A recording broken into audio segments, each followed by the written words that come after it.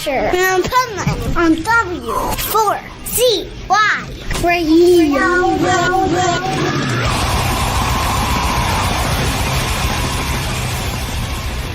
Watching and waiting, searching for something that never walks into the light. The darkness is never a place to be lonely. Demons are really destroyed. This is the Pipeman here on the Adventures of Pipeman W4CY Radio. And what a great interview we're going to do today, because I'm in Costa Rica, and I put my surfing aside because this band has some great new music. And then, you know, we're going across the pond to talk about it. And I got to tell you, the first thing before I introduce our guest that drew my attention, besides knowing the band from way back when, is the headline I saw in the press release that said, "More comes out swinging, pumping fistfuls of metal as Destructor album launches." Man, that is like the best press release headline ever. So now we got welcome to the show, Baz from More. How are you? I'm fine, thanks very much, and thank you for the interest in our band. That's all I can say. Yeah. Now, is it true? Okay, I read that this album finally being released had 10 different titles till the final one. Well, several, yes. You know, because we were going to call it Requiem originally because of all the artists that have been passing away. Yeah. And the second track was written with that in mind. But as we went on and things developed, one track stood out that we all loved playing, which was Destructor. It's got that edge to it, you know, it's a really nice number. So, yeah, it went through various stages, and in the end, we decided on Destructor because we thought it would be a very good title. But I love several tracks on that album, especially Wolf Behind Your Eyes. I love that track as well. So it was a very difficult decision in the end, but we stuck with Destructor. Well, I got to tell you, I love the name, first of all. But second of all, I had like kind of a flashback when I was listening to this, because like of good times back when, you know, and I was like, man, I love the fact when bands come out with new music after a long period of time, and yeah, it's modernized, but it doesn't change who they are. That's and right. I think this does that. Yeah, but we've not only got new stuff on there, we try to link it back to the old band as well. There was a track from the 1980s. I'm trying to think what it is now. That one was More. That's right, the track More. We demoed that back in the 80s. Right. So we had that. And then there's two tracks from 2000, which were done with Kenny. And that was Scream and My Obsession. We demoed them as well. So we tried to bring it through the ages to where we are now and to include everything. But it's a nice mix. But the stuff is still heavy and very riff-based, very new woman. And yeah, we love it. Well, here's what I love about it. Okay, so a lot of new bands nowadays, because there's so much metal out there now compared to back in our days, back in the 80s, you know, that it's almost like metal is doing what we were against back then, and they're like using a formula to make metal music. Yeah. And I didn't get that at all with this album. It's like, that's why I love it so much. It's like, it's just musicianship and just great metal without like a script, for lack of a better way of saying it. That's what I look at it, is the new music, they're using a script or an algebraic equation to make the music. Well, we do it. Well, we do our music in a certain way, but a lot of bands, there is just a competition between the guitars and the vocals and everybody's, and that doesn't work. You know, it really doesn't. You've got to give your vocals space. You've got to give your instruments space, and it works. You know, yeah. Yeah, we have got our own formula, but it's a very simple one. It's very basic, and it works. So now, what made you release this album now in 2026? Well, it's actually, 2025, 2026. What made you do this now?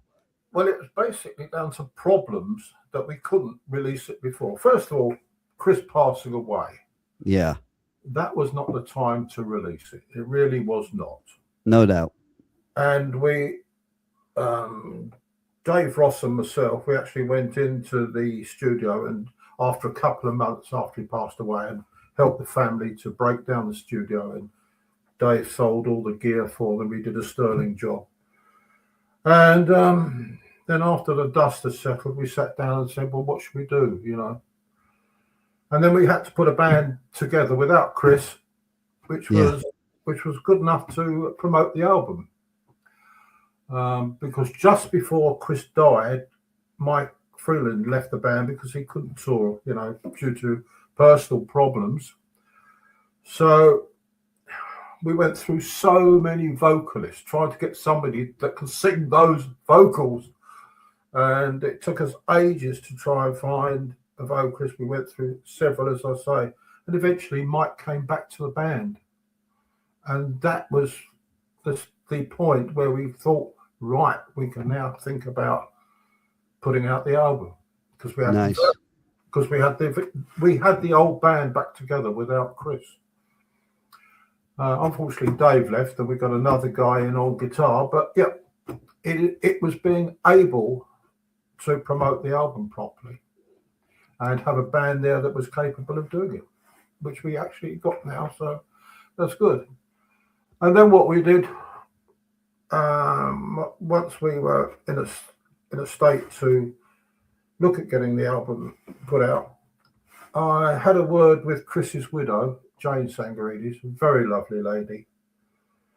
That Chris has spoken to a guy called Dan McConomy, remanaging the band, etc., before he passed away. And Jane was still in contact with him, so I asked whether she could mention whether he would still be interested in managing the band, and that we got the album to put out. And after due deliberation, he came on board, and from there things took off. And he's done a brilliant job in actually managing the whole thing and masterminded it from there on. And that is the story, the basic story on it, and that's where we are today.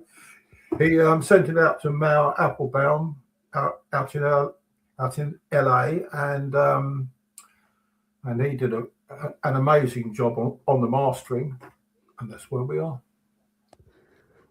So now, do you think that maybe from somewhere in the universe that you were led by Chris to find this USB drive that had the tracks? Well, I can tell you what happened there. When we were breaking down the studio, he had a radar system that he did his recording on. Now, I'm a technophobe, but even Dave didn't understand how the radar system worked. But we knew three guys from a band called Blind Tiger who were going to come into the studio, and they understood the system. So while they were there, they went through everything that was on the radar system, and they found the album for us, and they downloaded it onto a USB stick for us. Wow. And I've still got that in my house now. Nice. I've only had copies and sent out copies. That one I've still got. And this here that I'm sitting in, this is the chair that Chris sat in at his desk in the studio. So he's here with us on the interview now, I take it. Yeah, all the time. Yeah. I love it.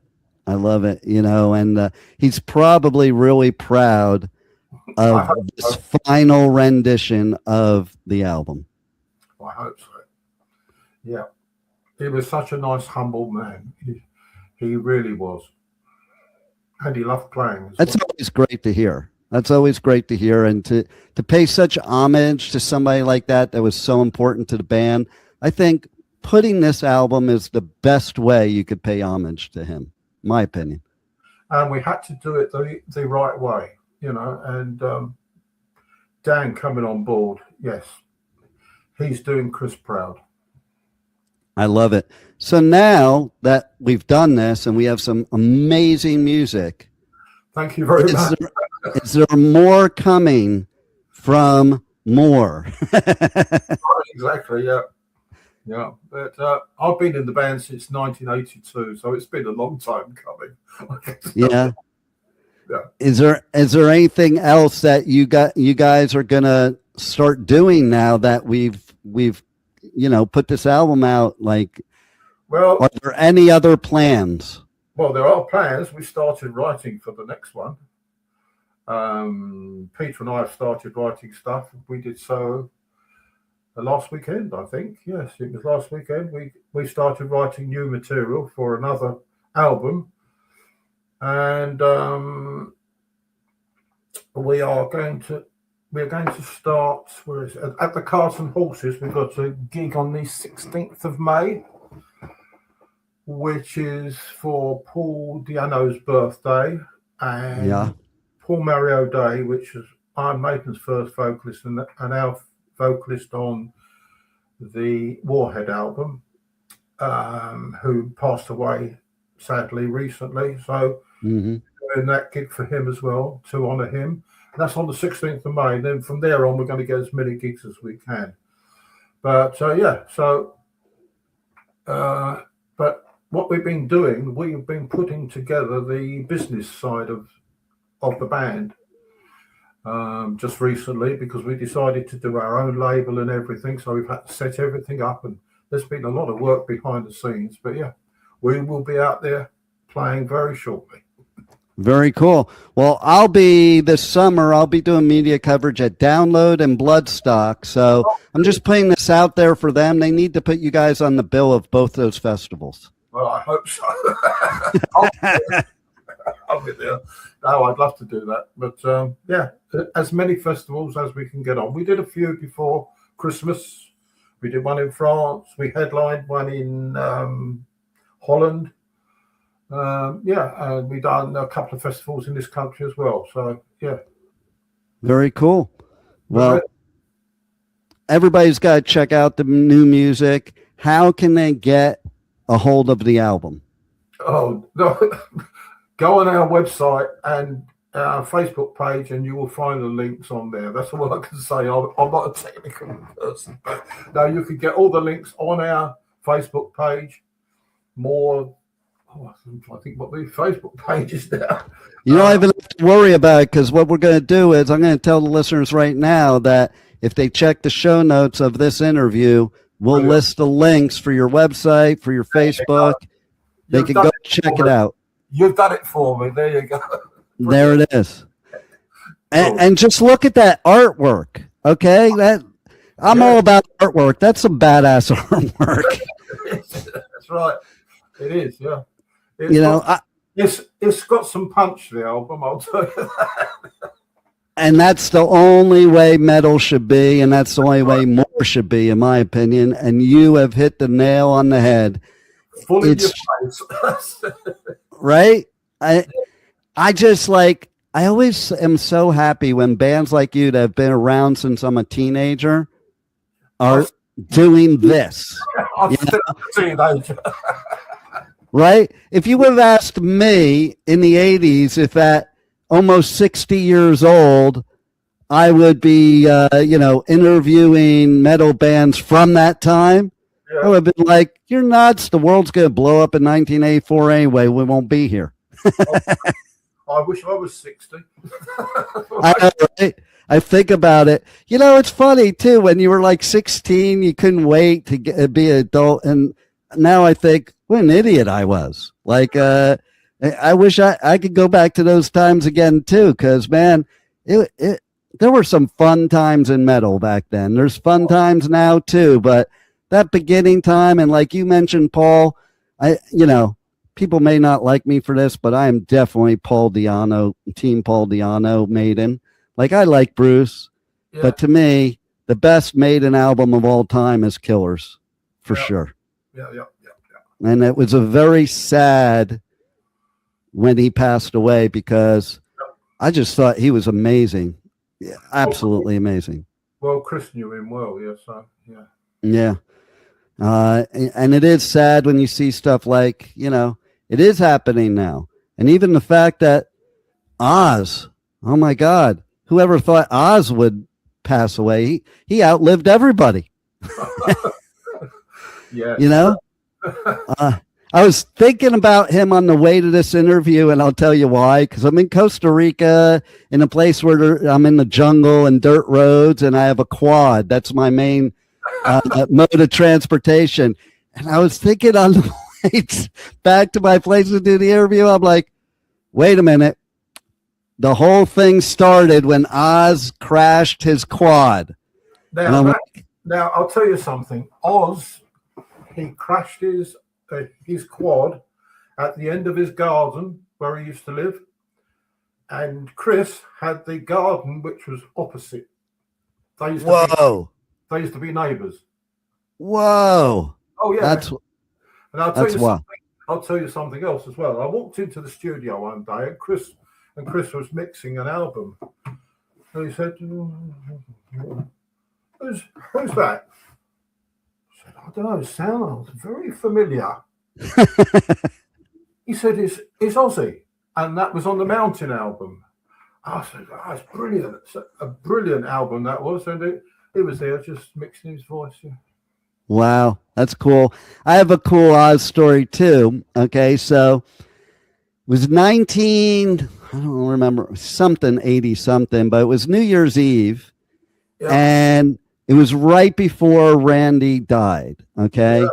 Yeah. And I did that thing, you know, I told my dad, hey, I'm going to sleep over my friend Bill's house. And Bill told his parents he was sleeping over my house.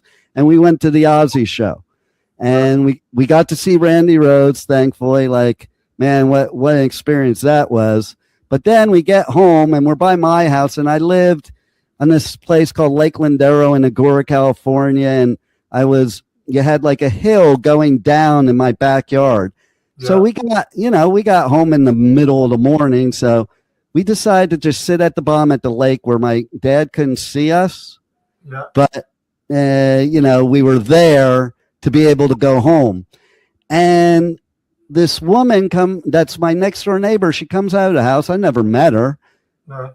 And we're wearing all the Ozzy stuff. And she goes, oh, did you boys just go to Ozzy's show last night? We're sitting there thinking, should we even answer? We're in trouble now. We're busted. And we just like, okay, yeah, we did. She goes, stay right there. I want to get my husband. And we were like, oh, shit. He comes out, invites us up to his house. Yeah. Brings us, he's got a studio in his house. It was wall-to-wall cassette tapes. And it turned out he was Ozzy's promoter. No. Like, who knew? Lived right next door to me. And so he gave us all kinds of swag. And then he handed me this cassette tape. Yeah. He said, this band is not in the U.S. yet, but they're going to be huge in the next 6 months. And I listened to the first song, and you'll know exactly who I'm talking about when I say this. And I just heard this big scratch of it. It was like, la, doo, da, dee, na, na. And then this big scratch in the record and the scream, the Udo scream. It was as fast as a shark by Accept. And they weren't even in the U.S. yet. We were so cool with all our friends. We're like, check out this music. And boom, then the rest of that story. Well, so, Accept's manager used to be Moore's first manager as well. Accept's first manager was Moore's first manager. Wow. Look at all the connections, right? And when Randy Rhoads died, a guy called Bernie Tormey took his place. I remember. And we used to rehearse at his studio until he died. Me, Chris, and the rest of the band. Wow. So check this out. That year that I saw Randy, I actually saw Ozzy with two other guitarists. It wasn't Bernie either. Brad Gillis Yeah. And believe it or not, only played a couple shows, Pat Travers. Oh, yeah. You know, so like, see, this is what's cool about metal, this history here of how it's all started from the very beginning. Yeah. When I talk to kids today and it's like, they don't even know bands like Iron Maiden, I kind of scratch my head. Like, how are you a metalhead and not know who Iron Maiden is, you know? And it's true. It's like this evolvement that we've had. And thank God for bands like you, because if it weren't for bands like you, we wouldn't have metal today. Well, the gig we're doing in May, I think it's the 16th or 12th, something like that, is the Iron Maiden pub. And it's called that because that is where Iron Maiden started. And, wow. Oh, yeah. It's a great place. It's called the Cart and Horses. So look it up. It's on a. I've heard of that place. Yeah, I've heard of. Yeah, that's where we're playing. We're playing with Air Force, a brilliant band. That's nice. So be a good gig. Very cool. I think everybody should check it out. Yeah, I have a funny Maiden story too. Where I live, I don't know if you noticed, but Nico lives right near me because I'm in South Florida, is where I live. Yeah. And so I was dating this girl. There's this club, very small. It's like a little bar. Yeah. And it's in Fort Lauderdale and it's called Cheers. Yeah. And they have bands play there, like cover bands. And then they have like this thing called karaoke. It's like punk rock karaoke. And one day she was outside the place and she calls me up and she's like, man, there's this really good Maiden cover band playing. And then she walked inside and she calls me back. She's like, holy shit, it is Iron Maiden. And, you know, they were warming up for a tour. So they were playing this little bar, like where nobody knew they were playing. That's so, right.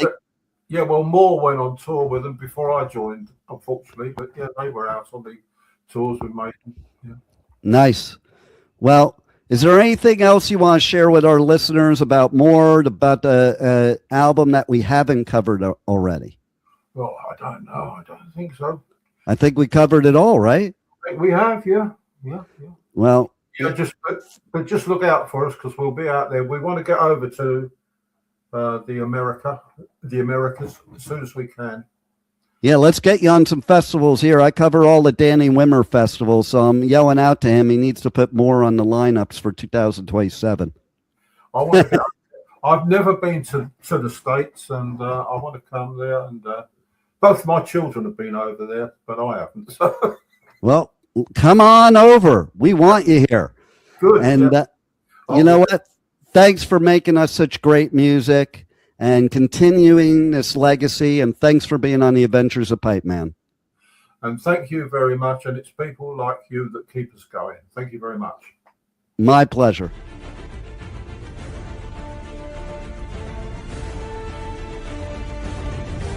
Thank you for listening to the Adventures of Pipeman on W4CY Radio.